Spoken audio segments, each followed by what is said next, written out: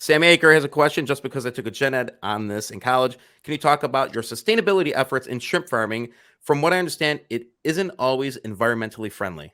Oh, so Sam gets gold star for the awesome question.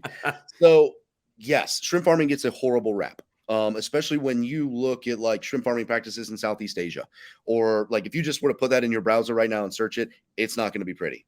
The conditions are less than sanitary. It's basically just how much shrimp can we dump into a pond? How quickly can we get it to a size it needs to be? How quickly can we get it out? Oh, there's something wrong with it. Let's throw a bunch of antibiotics in there. Let's throw a bunch of chemicals in there to make sure that these shrimp can come out of the ponds. So our farm, we operate, I guess you could call it on an organic standard, although there's no official organic standard in the U.S.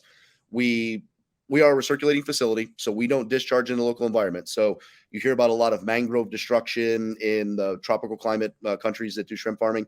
We don't discharge in the environment, so all of the water that we use throughout the farm gets recirculated through a 100-acre settling pond, which acts as a natural biofilter, and then we pump that water back into the farm. No antibiotics, 100% antibiotic free, 100% chem free, 100% hormone free.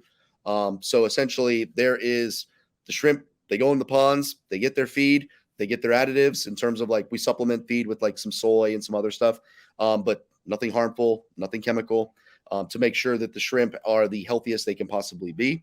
So from that standpoint, in terms of shrimp, overall shrimp health, those are the few things that we're doing. Some of the things that we're looking at from like an ESG standpoint is right now we run electric motors, we run diesel motors.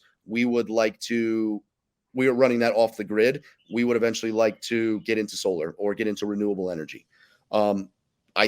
Based on the calculations we've done in terms of like the peak wattage we would need for certain things, that seems like a real possibility and an affordable possibility.